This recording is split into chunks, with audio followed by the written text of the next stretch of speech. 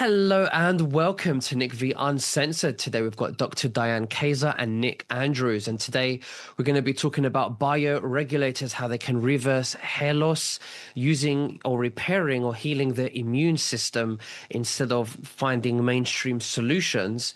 It looks like this is where the future is headed to. Now, just before we begin, we're back on YouTube, and I want to just say a disclaimer that we're not financial advisors or health advisors, to do your own research. Everything is entertainment and for educational purposes only. We're here to speculate and just speak openly with opinions and explore this space. Again, please do your research. Dr. Diane Kazer, thank you so much for joining me, and Nick Andrews. How are you, and what have you been up to? We'll go with Dr. Diane first. Well, I'm excited. My parents are coming to visit Mexico for the first time. And after the show, I'm going to go pick them up at the Cancun airport, and I'm taking them to Chichen Itza. Nick, you might know this, that Thursday is a very big day for our spiritual awakening and a huge activation from what we've been told. So it's going to be an interesting week. Very interesting. When you say Nick, do you mean me or Nick Andrews? After this show today, I'm going to go pick up my parents. And so, yeah, there's two Nicks here. So that's true. We're going to have to be very discerning about which Nick. I'll say Nick V today. Yeah, Nick V or Nicholas, whatever. But that's great stuff. I'm glad to hear it. And Nick Andrews, how about yourself? Yeah, it's great to be here. Great to be with yourself, Nick, and Dr. Diane again. I'm a nerd at heart, so I'm always working on a new project, finding something new and interesting to build that, hopefully gets out to a lot of people. So, and it's great to get to talk about it with people like you and Dr. Diane. Absolutely. Before we started the show, one of you said that after 2020, a lot of people experienced a lot of hair loss. Oh. Can you go into that a little bit for me and explain to me why you think that is? And why specifically after 2020? Yeah. Okay. So I actually have a few slides because I think it's so important. Myself, I've been a doctor for close to 17 years now, a doctor of traditional naturopathy. I'm board certified. I've got 11 certifications in various different degrees of health, Ayurveda, Chinese medicine, and looking at the human body and why, the root cause of why we're experiencing hair loss and why we're experiencing weight gain. And so many people, it's become an epidemic, immunodeficiency, cognitive deficiency. And when we don't have a brain, we don't have anything. You're not going to make hair. And minoxidil is not the answer. The answer is asking the question, why is my body all of a sudden losing hair? And I've got a few slides to actually show you real labs that we see on a regular basis. And I'm not talking about like the standard CBC, the standard blood testing that you go to your MD and insurance covers. I'm talking about what you deserve, which is functional medicine, regenerative medicine, environmental medicine. Everything around you becomes you. And so when we're looking at urinary analysis, which is, I've been looking at urinary analysis, hormone analysis, and I'm talking not just blood for hormones, I'm talking about urinary analysis to look at what the body's actually using of the hormones that we produce. Because the more toxins, the more pathogens, the more parasites, the more any of these things that are around us in our environment that we're unaware of, those will actually block your own minerals from getting in, which minerals make hair. Minerals are the spark plugs also that make your hormones.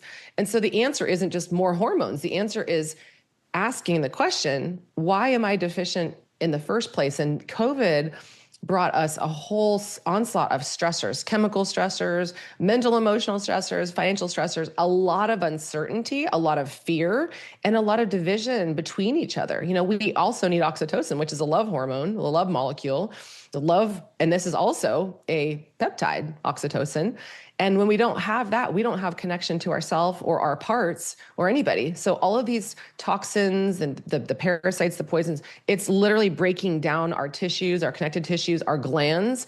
And when our body can't communicate with its parts, it's like not being able to text somebody who's sitting right next to you because you don't have cell signal. Mm-hmm. And we're going to talk about the cells today and how we can reactivate your cells so that your body can do what it's known how to do, but it has been deactivated because of all the stressors.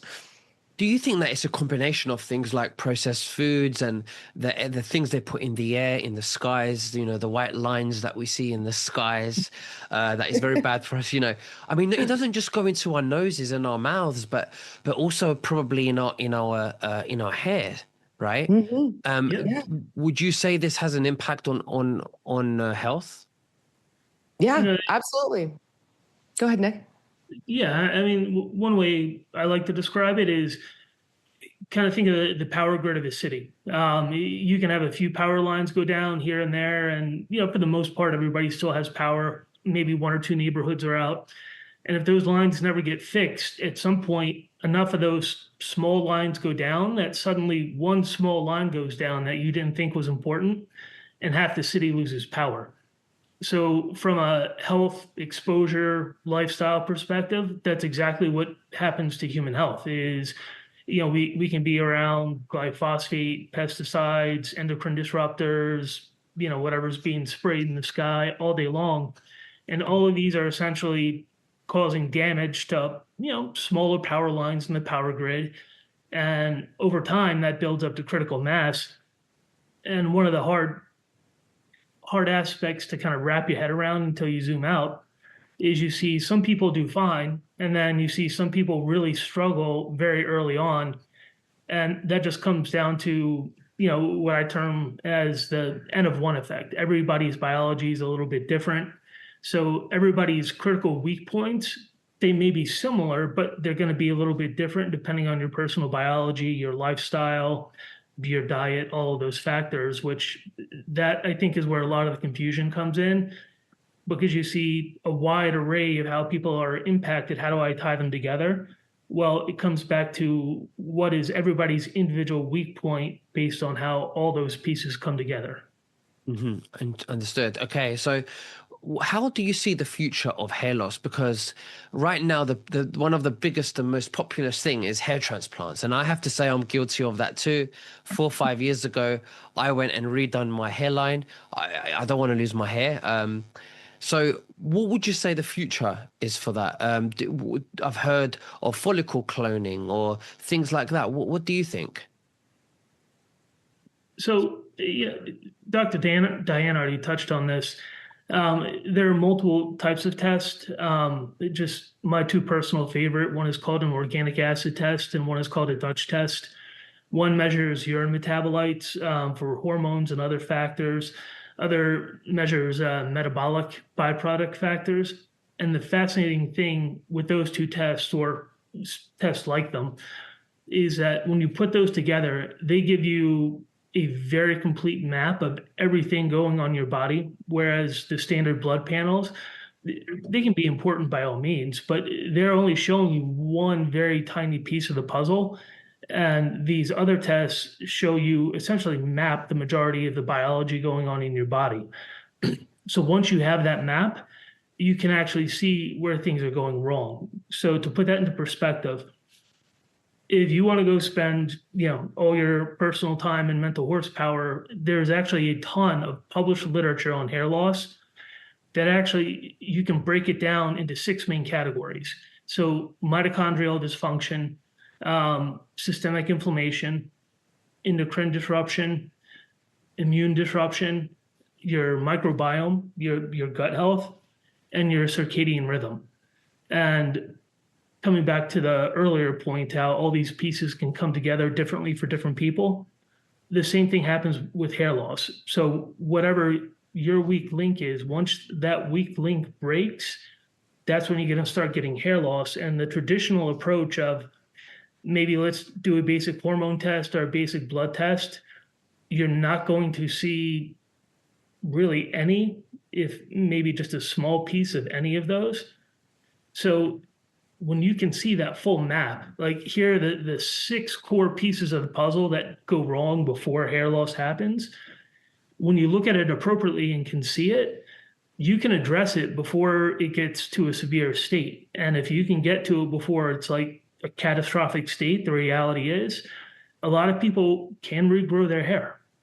It's never going to be a fast process overnight. It just takes time, but you can halt it and you can reverse it. So what if those men who have been bald for at least 25 years now, and their head is shiny to the point where they've just completely lost the follicles, the stem, everything, can it still grow, or is that completely dead? Or are you talking about men who are going through the male pattern baldness process?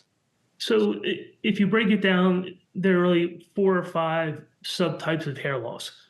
The one you're referring to is what people just broadly often refer to as like genetic hair loss. It's just genetic, it's in the family. That is partially true, because in men, you have a subset of men who essentially have strongly upregulated androgen receptors. Their androgen receptors are super sensitive. So for those people, once they get to the point of, pardon the colloquialism, but the cue ball look, Mr. Clean, you're probably not going to be able to regrow all of it. That, at that point, you probably are looking at hair transplant if you want to go that route. But that said, if you ended up like that and you're going to go the hair transplant route, if you don't go address those 6 underlying nodes, your long-term success with that is a serious question. And that's a big investment, time, money, emotionally, to not also address that if you're going to go that route. Okay, cool. You mentioned that there are a few things to look out for. I think you mentioned like 4 things, that to look out for once you've mapped, what things you need to address in the body. Could you tell us what type of things those are? Yeah, so actually a big contributing factor, which is a big topic of conversation now, is actually microbiome health. Because one of the drivers you see in the majority of types of hair loss is loss of immune privilege. So what that means is that your hair follicles, they're hanging out, they're doing the thing, you're growing beautiful hair. They normally essentially have a special type of signaling telling the immune system not to mess with them. Leave me alone, let me do my thing. Now, whether it's due to oxidative stress, illness, other factors, if they start to lose that immune privilege, or on the other side, if your immune system starts to become hyperactive in the sense of autoimmune conditions, it will fail to recognize that leave me alone sign and start to attack the hair follicles. Now, where the microbiome comes in is the bacterial colonies that naturally live in the gut. They actually are the primary control factor for your immune system, for how it responds to everything. So when you hear how so many people today are struggling with gut dysbiosis, whether it's IBS or it doesn't even have to be that extreme. You have people who have gut dysbiosis and kind of seem normal, but are like, yeah, my gut's just off sometimes, right? So it can be a full spectrum, but as soon as your microbiota is off, you are almost guaranteed to be entering some degree of systemic immune inflammation. And then it's just a question of how it cascades. Okay, excellent. Thank you very much, Nick. Diane, Dr. Diane, is there anything that you'd like to add to that? Yeah, I actually want to show you guys the proof of this and what they look like on labs, because I've always dreamed up that the work that I do that inspires you to actually feel like I need to do something about this is to show the proof on labs. There are so many people who come to us and they say that, oh, I've had everything tested. I've done my blood tests. I've had my thyroid checked and everything was fine. I mean, who's listening to this and has heard from their doctor, oh, your labs look normal. But then you're like, but I don't look at me. My hair is thinning. I've got acne. My hormones are off. I can't sleep well. I don't have a sex drive. Maybe you're trying to get pregnant. You can't lose weight. And you're like, I don't look well, but you're telling me that my blood tests are in range. So what Nick is saying, and what I'm saying, is that when we start to look deeper into the soil, which is your gut, of your whole body. That's really what governs everything is the soil of your gut. That's like they say it's your second brain.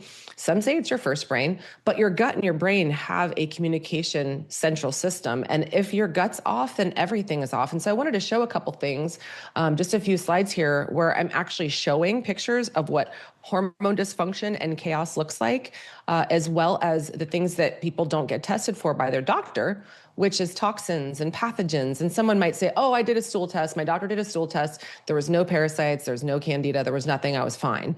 But parasites are not they're very smart. They're not going to show up on a stool test that well.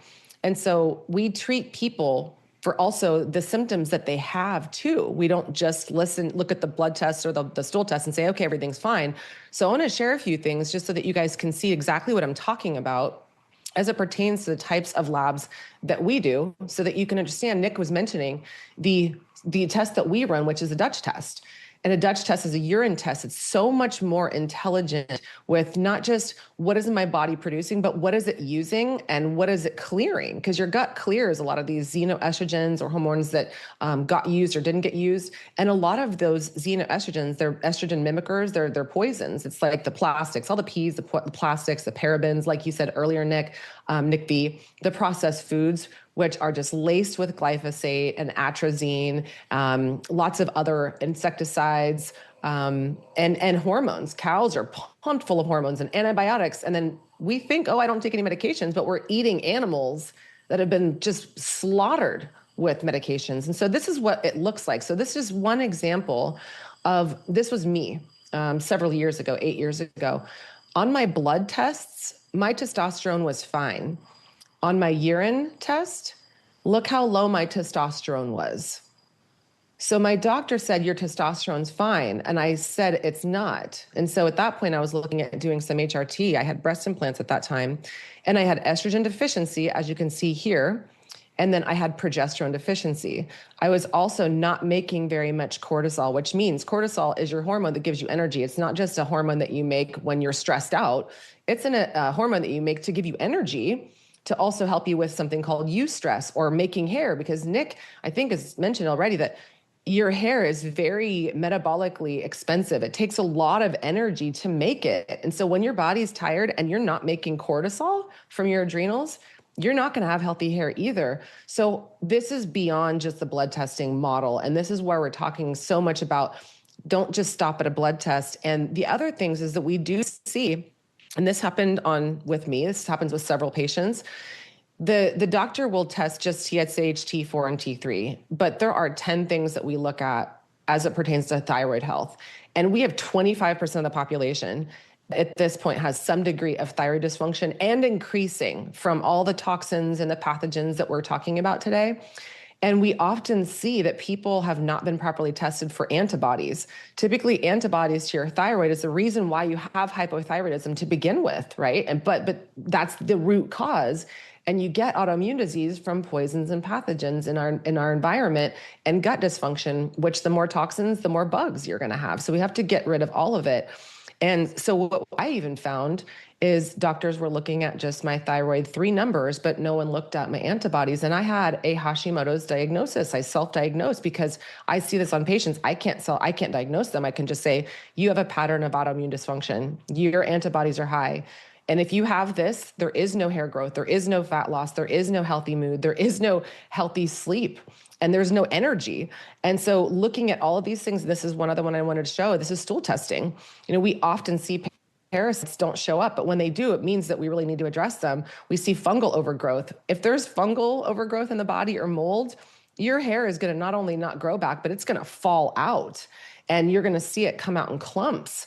And, hair is not just about beauty. It's a telling point to the internal health of our body. And it means that your hormones are struggling. And so we can fix it all at one time. That's the point too, is we're not going after hormones and then your thyroid and doing like 30 different supplements for every different thing. When we treat the root of this, then everything starts to grow back just like a garden would. And then we look at the function of your immune system. That marker down there, the secretory IgA that I circled, it's rare that I see patients properly tested for comprehensive gut health, including these markers. The standard MD will look for a little bit of infection, but they're not looking at the health of the immune system. And here, this result was 181. That was the marker we tested for stool testing. We like to see it robust at around 1200 to 1500. That means your immune system is strong. And right now, with so many people with cancer, autoimmune disease, dementia, Parkinson's, Alzheimer's, all of this is immune system dysfunction and lack of healthy hormone production and usage and clearance through the gut. So it's a whole body system. So I wanted to show you guys this proof so you could see firsthand what true functional diagnostic and functional medicine lab testing looks at, as Nick was talking about, to look for the root cause. And when we restore that, versus just looking at getting, on some Rogaine or some minoxidil or taking HRT or thyroid, Synthroid, there's a lot deeper issues that your body's screaming to be paid attention to. And this is what we want to help resolve today with what we're talking about in this conversation. No, absolutely. Thank you. Yeah, please, Nick. Sorry. There's another really good illustration of that. I've worked with quite a few women struggling through perimenopause. And a really common combination is perimenopausal onset depression and hair loss. And if you actually dig into it from a systems perspective, like Dr. Diane is talking about, the vast majority of the time, their issue isn't hair loss, their issue isn't depression. When you dig into it, it's usually a combination of hormonal deficiency, mitochondrial dysfunction, and microbiota disruption. And if you address those three, the vast majority of people is day and night. I'm not a doctor. I'm not going to sit here and say that's going to cure you. But the reality in the real world is that if you look and you do see those and identify those, addressing those, the vast majority of people will see the majority of their issues resolve on their own. Thank you very much, Nick, for sharing that with us. Dr. Diane, do you want to share your screen and show us exactly, the bioregulators that we want to share with the viewers today, and also how to use them and how to consume them? Yeah, absolutely. I want to also call attention to, you guys might be wondering, who is Nick Andrews and why are we talking about this and what qualifies him to talk about everything? He's super nerdy, super intelligent, and he's very grounded in the work that he does. And I saw him in a podcast and I was so impressed because I'm a nerd too. And the way that he described all of this really spoke to me because I thought people need to know this. Like everybody needs to know this, because you can take all the supplements in the world and they're not going to do anything when you're not turning your organ function back on again. So we don't need to make it so complex. Nick has a background in all of this, and where he came from, I think, is important to understand. And then we'll get into exactly what bioregulators are. And one thing I think, Nick, that your audience, Nick B, that your audience would find very, very, very helpful, because there's a lot of conversations and questions around and consciousness around, do the things that I'm taking have anything that are poisonous? Do they have things inside of them that could harm me, that could look like more COVID symptoms, or could drain my immune system? And the bioregulators that he has are so purely sourced that he has done everything, he and his team has done everything to source from animals that are really well taken care of, and not the ones that are like in the CAFUs, the ones that are fed dust and plastic and lots of hormones and antibiotics. These are cows that, when you look at the old school cows, they're grazing from grass and they get sunshine and they're happy. That's what we're sourcing from. So it's free from the contaminants that so many people are afraid of. And I can't say more than that because we're on YouTube, but I just want you guys to know that that was one of the main reasons that Nick spoke to me, because there is probably less than 2% of companies that are even out there that are focused on not poisoning you while giving you the shortcut. This is the root cause healing shortcut. If people want the shortcuts, this is it.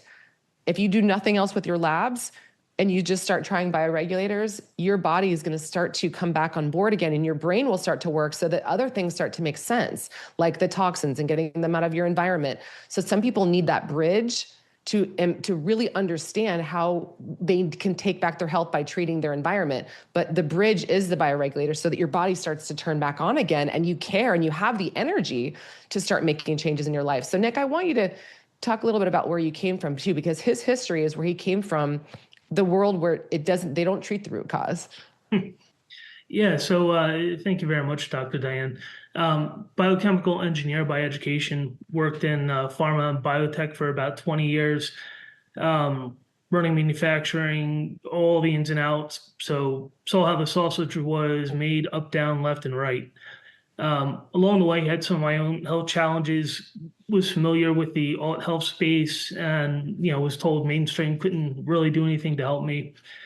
I decided that was the wrong answer, put the time and effort in, and ended up solving a few different health challenges via peptides and other routes.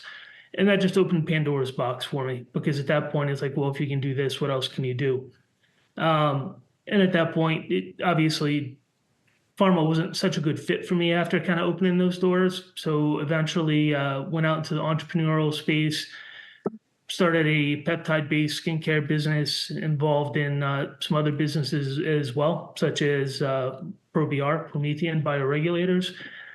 And that is how we got here where we are today. Now with bioregulators, to understand what they are, fundamentally, every organ, every tissue type in your body produces these very small peptides. And what those are signaling molecules. They're telling the tissue how to do the right things. So a silly analogy, instead of sitting on the couch, eating some chips and watching some TV, they're telling that tissue type, that organ, to like, hey, make sure you go to the gym today. Make sure, you eat an apple instead of a bag of chips. So it keeps everything functioning healthily, optimally, and in the best condition. As we age, those naturally drop off. That is essentially one of the hallmarks of aging, is as those drop, tissues get less effective at repairing themselves and maintaining optimal function. Also, just due to environmental exposures, illness, all those other things we deal with every day in the world we live in today, those all degrade that. So bioregulators are generally cross-active across species in all mammals. So where do they come from? There are some bioregulators that are synthetically made just in a lab. The vast majority of them are, to be very frank about it, extracted from the tissue of cattle. And those molecules work the same in a cow as they do in a person, or as they would in a dog, or whatever else. So when you're sourcing these, to Dr. Diane's point, the quality of the source matters quite a bit. So, there are people who take the easy route of, I want stuff from this cow and I don't care about the cow. And, then you can go the other route of, same thing you do with your personal food or your water if you really cared about it. Like, right, no, I'm going to go spend the money on a really nice reverse osmosis water system because I don't want to drink, all the stuff that might be in the drinking water. Same sort of concept. So to make sure you really have the most effective product that isn't going to have all these other things in it that you don't want, you really have to spend the time and effort to find a source of your material that, the exact condition of, how it's handled, how everything's processed, and you have full trust in that source and the processes. Excellent. Thank you. Thank you so much for sharing that. Dr. Diane? Yeah, I've got a few things I wanted to share here because people, to understand how they can help. There's 21, right, Nick? We have 21 at this point? 21? 21 what? Sorry. 21 different bioregulators. So you can see my little tiny camera up here. This is how they come. And they come in just capsules, and they're very easy to take. They're very efficient, and they're also they're not super expensive either, but your body is going to feel a big difference with them. So for example, for me, I'm high-powered, high-achieving. I work a lot. I help a lot of people. And the first time I started taking these bioregulators, I was able to take one of my first deep breaths that felt like I had been in a yoga class for 3 hours. And that felt so good to feel calm and at home in my body. And when your body is calm and it's not stressed, it can do what it was designed to do. So bioregulators help multiple things in the body. So the number one reason at this point why so many people have weight gain, energy drain, broken brain, the symptom train, and body pain, among many other things. The symptom train, I say it like that because many people have a lot of symptoms and they go to their doctor and they want a diagnosis and they think, okay, finally, I figured it out. Nobody figured anything out. What they gave you was a classification of a diagnosis that is that is described based on a classification of symptoms. But the real issue is that your cells can't signal with each other, and insulin resistance is at the core root of that. It doesn't just mean, oh, you have type 2 diabetes, take some insulin. There's something that's broken inside the body that we can fix with bioregulators, because your body was making them when you were younger. In your teenage years, you could eat anything and not gain weight for the most part, and you had all the energy in the world, and you can fall asleep when you're in a car or sitting anywhere for that matter. So when we get your body back to homeostasis, everything can work better. People have a lot of liver issues, dysfunction these days. They have fatty liver disease. 1 in 3 children at this point has fatty liver disease. 1 in 3. And they're children. So when you start that early with dis-ease, can you imagine what your future is going to look like, and how many medications that you might be on for not treating the root cause? So when we're looking at different bioregulators, the ultimate insulin resistance stack, if you're looking at that, for example, not just type 2 diabetes, but at this point, 90% plus of the population has insulin resistance issues, and you're never going to lose weight if you have insulin resistance, right? You're not going to have healthy hormones. You're not going to have all of the other beautiful benefits from having healthy hormones, like the hair growth, like the beautiful skin, like looking literally like you're 10 years younger, unless we're addressing this at the cellular root. So we have pancreas, pineal, liver, and the thymus gland. And a lot of you who are struggling with brain fog, I mean, this can all be worked through with bioregulators, especially with the levels of dementia that we have today. Brain fog isn't just, oh, I'm working too much, I'm not getting enough rest. This is cell signaling issues. Looking at also the central nervous system. And Nick, you can jump in at any time, because this is another one. My dad, we almost lost my dad, and I brought him back to life because the hospital wasn't looking at the root cause. His blood vessels were completely blocked in his heart, in his carotid arteries. And then he also had major issues that many people were seeing who have taken shots, that they have major issues, that their blood vessels are completely clogged. They're not draining. Their body isn't pumping blood throughout the body, and that results in problems. And people are going, why are all of a sudden so many people having strokes and heart disease? So Nick, go ahead and answer that part, because these are the slides we wanted to prepare to show people that with immune system dysfunction in your heart. Yeah. So, that applies to so many things. Yeah. Even how many people do you hear about, oh, I went to the doctor, my cholesterol's high, or, hey, I might have a plaque of some degree in an artery. And, hey, statins, or, let's lower cholesterol, this and that. But whether it's that or, other recent inflammatory things that have caused serious issues with people's vascular systems, what's actually driving all of that is inflammation. Because in healthy blood vessels, one of the things that's going on is they're actively producing nitric oxide, NO. And that signals healthy function, repair, everything they're supposed to be doing. As inflammation ramps up, the nitric oxide signaling gets disrupted, it drops off, and it's kind of suddenly like not changing the oil in your car. You can get away with it for a little while, depending on the car, maybe a long while. But the longer you go, the more gunk is building up, the more wear and tear, until something is going to break. So even if you have other issues with your car, you haven't rotated your tires in a while, you got a leaky radiator, at some point you have to deal with the core issues. If the engine doesn't run, you're not worried about your tires, you're not worried about your radiator. So the reality is, the takeaway from that is that for any of us to be walking around having a conversation, the core of that all depends on our vasculature, on our blood vessels throughout the entire body. If they cannot function well, everything else is going to start to suffer. And you can get some really nasty cascades, because if you start to get vascular system dysfunction for whatever reason, it can come from a wide array of places. The cells that make the endothelium, which is essentially the cells that make up the lining of the blood vessels, they will start to produce inflammatory cytokines and other molecules. And now those flow all around the body, just like your blood will, and it becomes a feedback loop. So the vascular system gets inflamed, it gives off inflammatory signals, and now that gets passed to other parts of the body, whether it's the brain, the heart, the kidney, the lungs, the gut. So now you're just spreading the inflammation around everywhere. Mm-hmm. So in a lot of conditions, that's why it can almost sound, silly to some people at first. Like Dr. Diane in our first conversation, at first people can be like, well, why is part of the answer to everything addressing your blood vessels, your vasculature system? Well, the answer is that's why.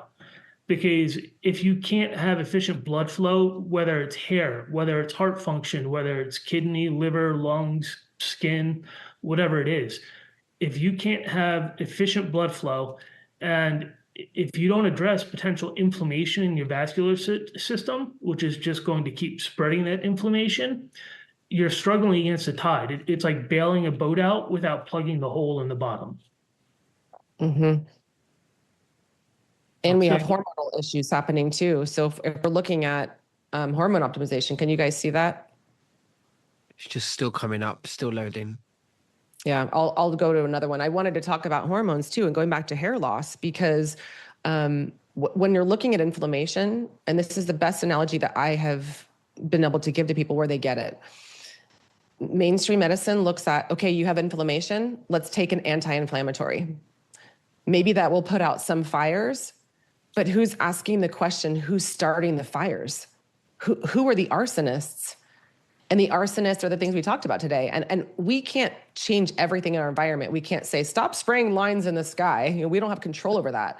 What we do have control over is what we do about how our body responds to it.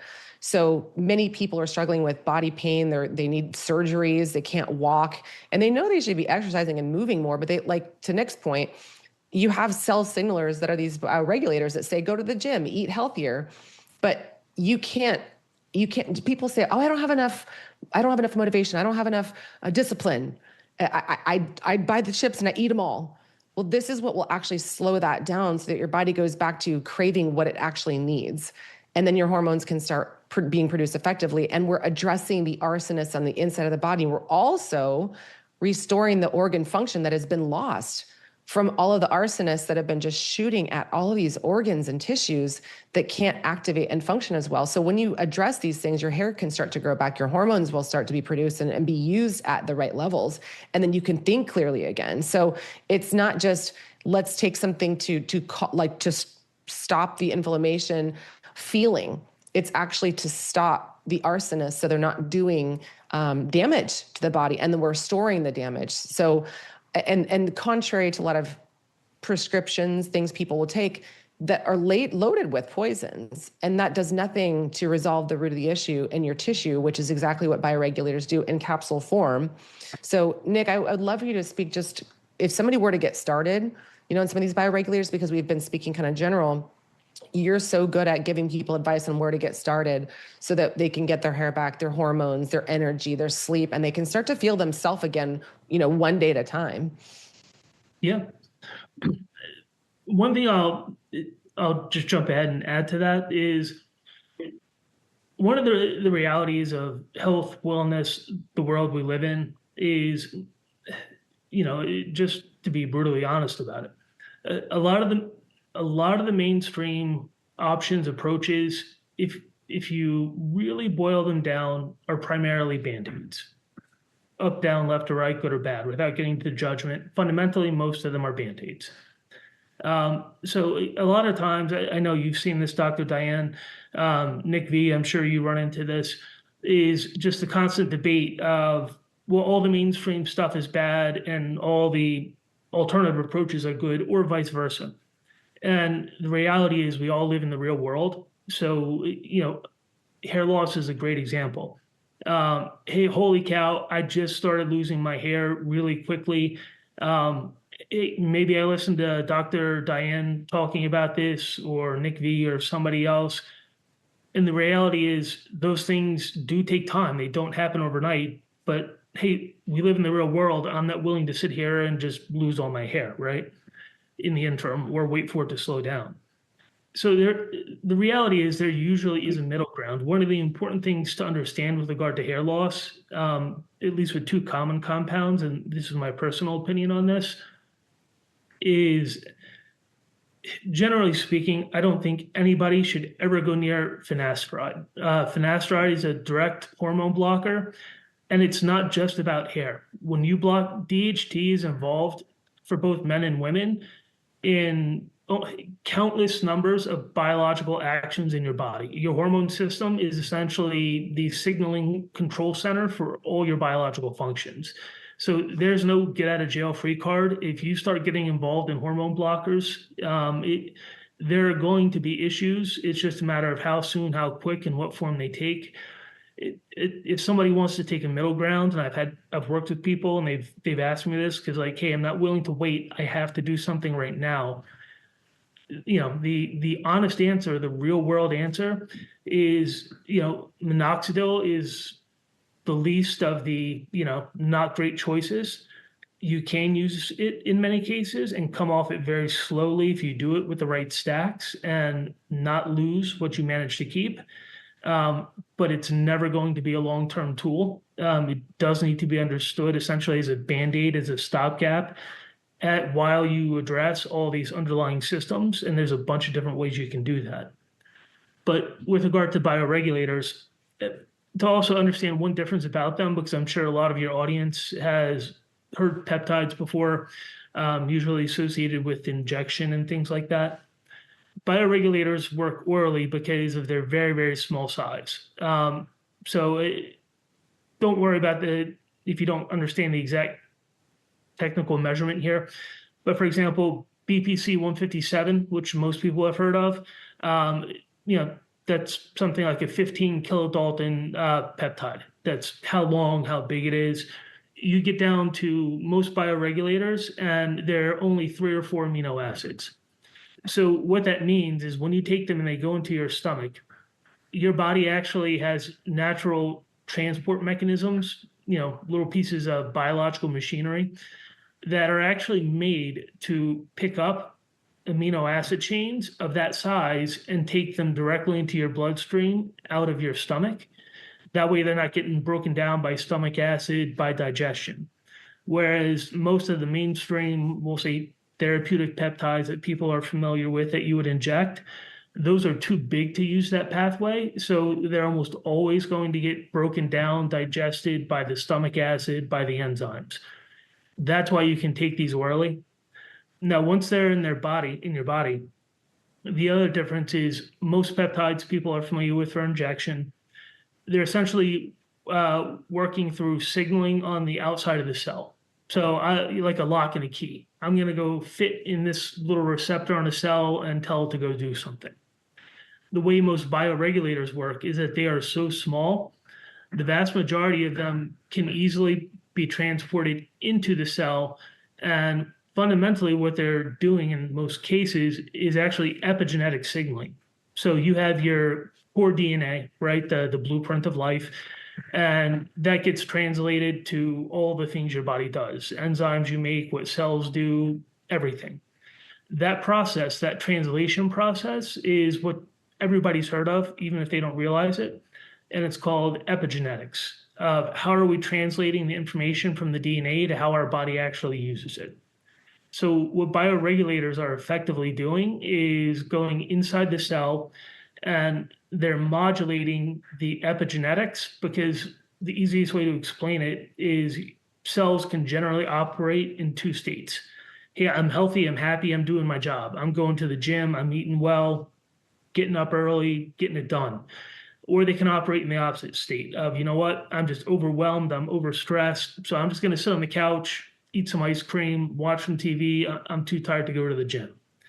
So think of bioregulators, as silly as this may sound, as the friend showing up, or your partner, or your spouse, your husband, your wife, when you get home from work, saying, hey, I know you're tired, but you need to go to the gym for a little bit. So you listen to them, and then in a few days, you're like, hey, I'm feeling better, so now I can just go on my own. So with bioregulators, they generally aren't things you're just going to run forever. You would generally cycle them, run them for 1 month, 2 months, and take a break. Maybe only run them twice a year, 3 times a year. Because coming back to that analogy, as silly as it is, it really captures what's happening. Is they're essentially like, hey, get back in the habit of getting home from work, taking a moment to rest if you need it, and then going to the gym, because then you're still going to feel good. Then you can do the job you're supposed to do. So circling all the way back, and I apologize for the sidebar there. When you get into things like hair loss, you know, two key pieces are endocrine signaling and blood vessel, blood flow integrity. So, you can start from several different places, and it depends on men and women, right? So for both men and women, you'd want to focus on endocrine and, the cardiovascular system, blood vessel. You would also want to look at liver because, that almost sounds counterintuitive, like my liver, my hair. Well, if your blood is not effectively cleaned by your liver and consistently carrying around toxins, whether it's endocrine disruptors, heavy metals, whatever else, just like the inflammatory signaling, it's kind of like spreading pollution all over the city instead of the garbage man or the sewers working properly. And then when you get into men, there's a set of bioregulators, one for testes and one for prostate. So, whether you're 35, 45, 55, in the world we live in today, I'm sure your audience, Nick V, knows this very well. Whether it's shampoos, skin creams, stuff in the water, we're just surrounded with stuff that disrupt our hormones, their natural function. And for men, the poor signaling directly tied to the brain to produce hormones that are needed for all the functions our body does. You essentially have two command centers. You have the brain, and then you have the male reproductive organs, which is the prostate and the testes. And most people think prostate, and they don't really think much about it. Oh, maybe a prostate exam when I'm older. But the prostate and the testes actually work together for male hormonal signaling. So whether it's for general health and wellness, whether it's for improving overall hormonal health to support hair state, one of the first places most guys probably want to go, most especially if you're over age 40, is testes, prostate, and blood vessel. And the really interesting thing in men is usually bioregulators, they're subtle. You're not going to take it and feel like, oh my God, I just drank 5 coffees and I'm ready to go. That's not how they work because they're working at the epigenetic level. But the really interesting thing is most guys, we'll say 40 and over, and I'm going to be a little bit clinical here, purely clinical, is that most guys over 40, the pure unfiltered truth is that morning arousal that, you have to be careful to roll over when you're 18, when you wake up first thing in the morning. It's not occurring so often when you're 40, when you're 45, and as you get older.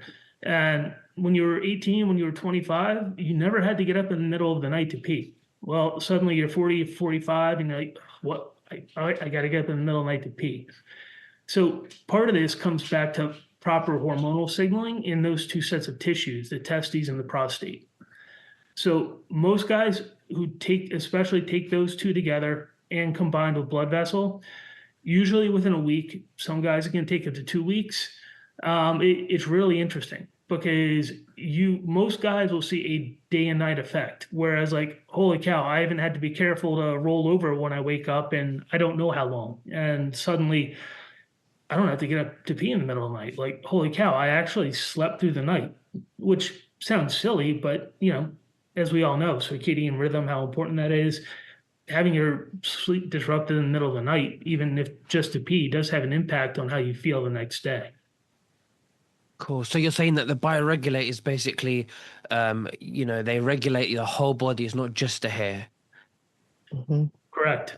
And that's where mainstream approaches to hair loss, in my opinion, are fundamentally go off the rails because, we're just going to look at your hair. And if all we're doing is a hair transplant, I'll give them that, okay, because we're just transplanting follicles. But beyond that, as Dr. Diane said, the best way to understand hair is it's actually a signaling mechanism of your overall health. And most people recognize this without even thinking about it, right? If you're walking down the street and you see two different women you find attractive, and one has beautiful, glowing, thick hair, and the other's hair is a little wispy, flat, so on and so forth. Even if it's not intentional, you're going to notice it at a subconscious level. And the same goes for guys. You have a woman walking down the street, she sees two different guys she finds attractive. One has, a thick, full, great head of hair, however they had it styled. And, the other, it's a little wispy on top, it's a little thin. It's not just a subjective beauty thing. If you really dig, if you want to go real deep and you go into evolutionary biology, it's actually a signaling mechanism that we all have to each other that acts as an indicator of our overall health that everyone around us can see. Absolutely, yeah. Guys, we are running slightly out of time, but Nick, that was amazing that you explained all of that. Thank you very much. Dr. Diane Kazer, is there anything that you want to say, that you want to add to that?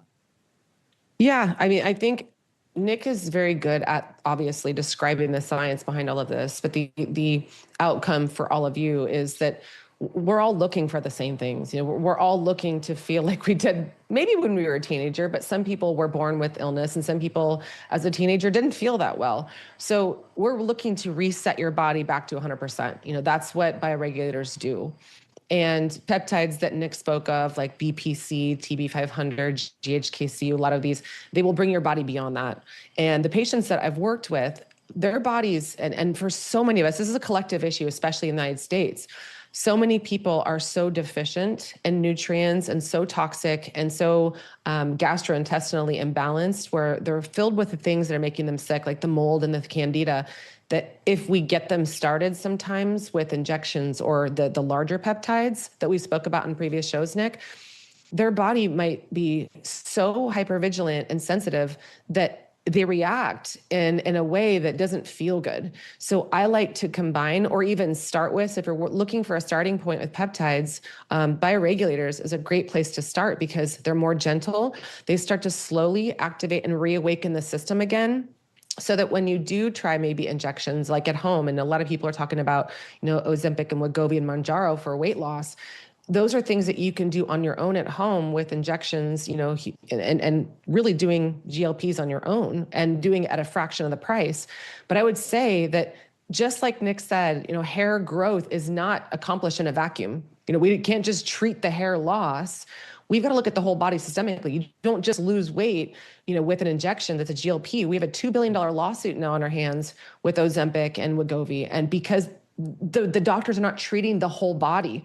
So imagine that and apply that to every other principle that you guys are experiencing when you go to the doctor. What we're trying to help you guys here is restore your entire tree. There is no shortcuts. What I will say with bioregulators, that is the shortcut. It is the bridge so that your body can start to activate its own normal healing mechanisms again. Without this, I'm afraid that cleansing and parasite killing and all of these things, yes, it works, but it works for a short time. I've been teaching cleansing and parasite killing for 17 years. And the reason I brought on peptides and bioregulators is because we need them. I do not think that we can get by without them because of all of the EMFs and the radiation and the toxins and the parasites and the stress that's around us.